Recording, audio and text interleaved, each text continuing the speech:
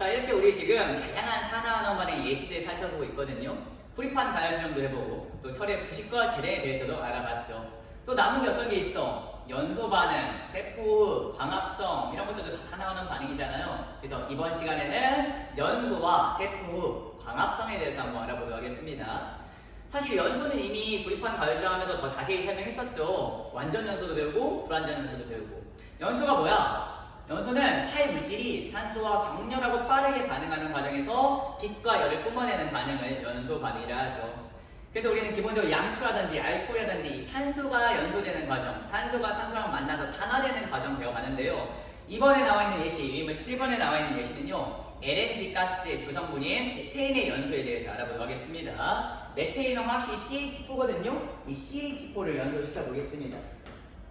자, CH4가 이제 탈 것을 작용하는 거야. 당연하게도 지금 탄소가 존재하고 있네. 알고 있잖아요. 이 탄소는 CO2가 되려는 과정에서 안정화되고 싶어 한다. 이 메테인이 공기 중에 있는 산소랑 만나고요.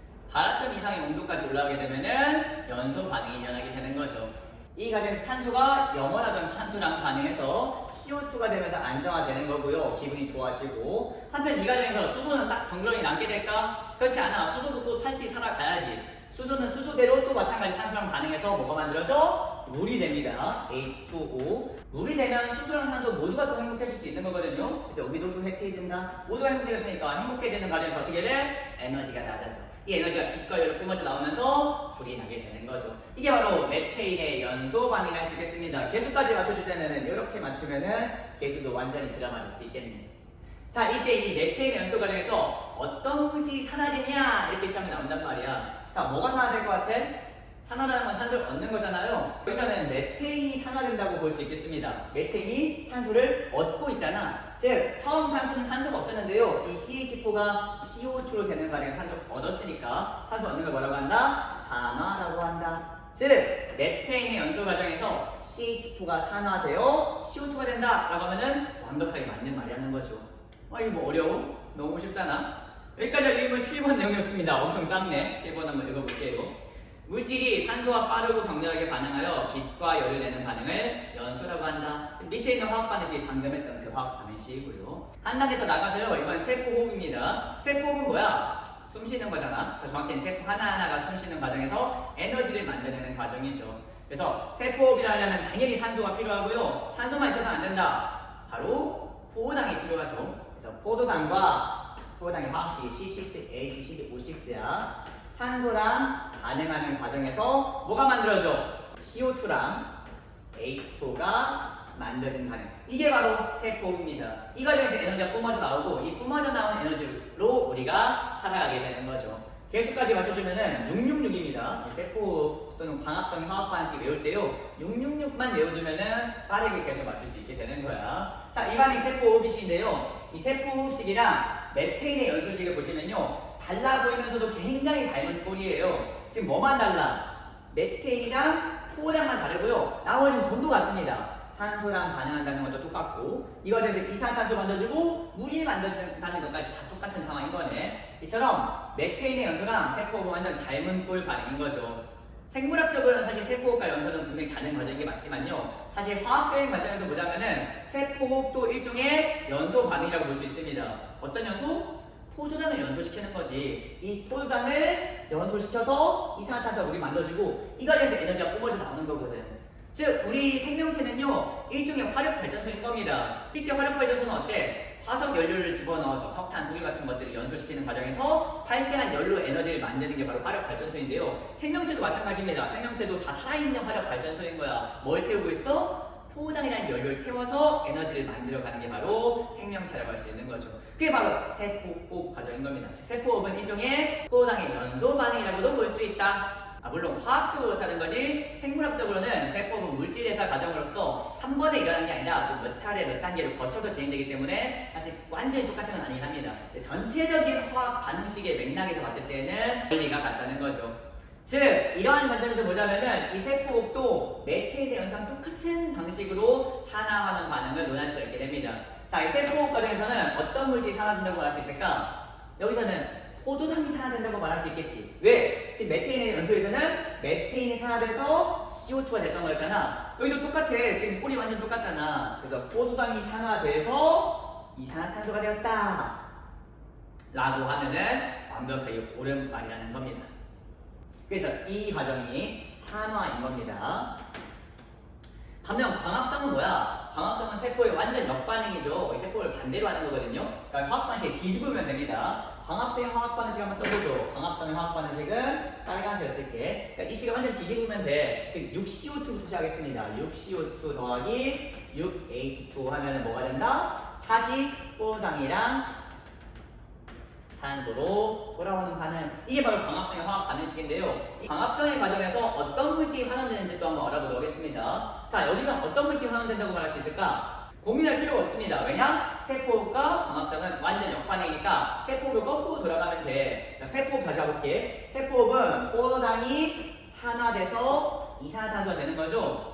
이걸 완전히 거꾸로 하는 그게 바로 광합성이 된다는 거죠. 다시 이산화탄소가 환원돼서 원래는 포도당이 산화돼서 이산화탄소가 되는 거잖아요. 완전 뒤바뀌어서 거꾸로 돌아가는 겁니다. 산화의 반대는 환원이잖아. 즉 이산화탄소가 이번에는 환원돼서 포도당이 되는 이 과정이 바로 광합성이라는 겁니다.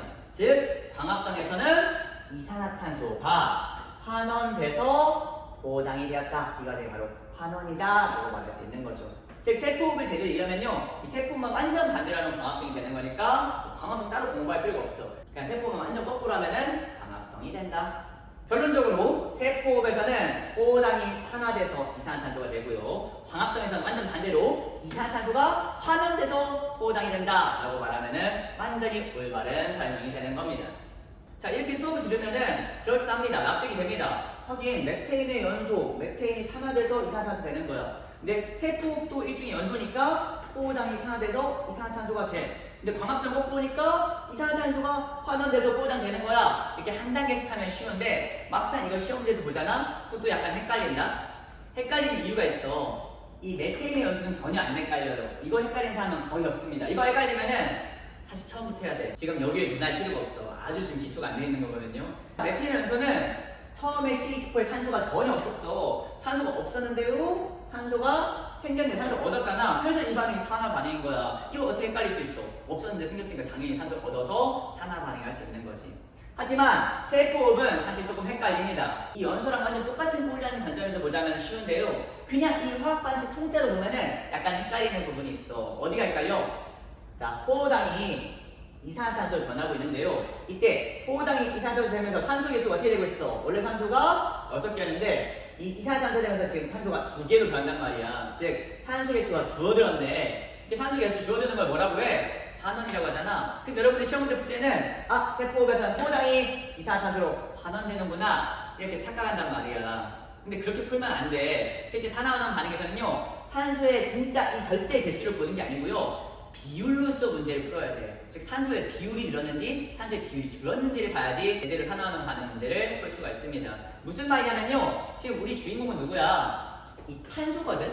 아까 메테인도 봐봐. 이 탄소가 산소가 없었는데 이 탄소가 산소가 생겼으니까 산화였단 거야. 여기도 마찬가지야. 이 탄소에 주목해야 돼. 이 탄소에 주목해야 돼. 지금 이 탄소의 관점에서 산소가 무려 6개나 있지만 탄소도 몇 개 있어? 6개나 있어. 즉 탄소 1개랑 산소 몇 개 있는 거야? 탄소 1개당 산소 1개 있다고 볼 수 있는 겁니다.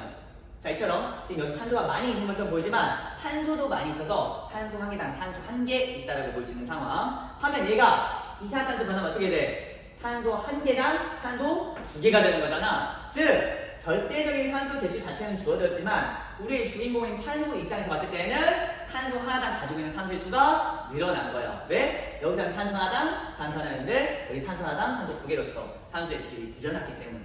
자, 이렇게 산소의 비율이 늘어나는 것을 뭐라고 한다? 산화라고 한다. 하면은 깔끔하게 문제 풀리잖아.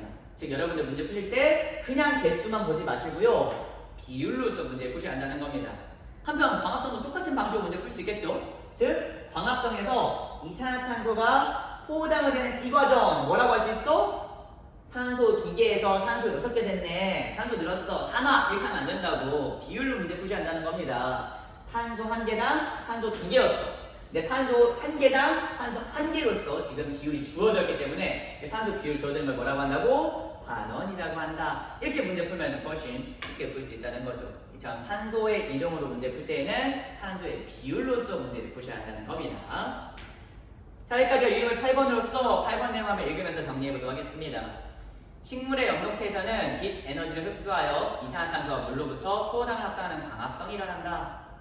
좋죠. 좋은 말이죠. 맞는 말이죠. 중요한 말이죠. 광합성 너무 중요하죠. 근데 우리 화학에서까지 중요하진 않고요. 사실 우리 화학에서 중요한 건 뭐다? 그 바로 아래줄에 있는 이 과정에서 이산화탄소는 포도당으로 환원된다. 누가 환원되고 누가 산화되고 어떻게 되는지가 중요한 거지. 뭐 엽록체에서 뭐 이런 것들은 사실 우리 화학 파트에서는 다루지 않아요. 생명쌤이 내시겠지. 난 이런 거 내지 않습니다. 쌤은 어떤 물질이 어떻게 환원되고 어떻게 산화되는지 이거에 주목해서 시험 문제 내니까 참고하세요.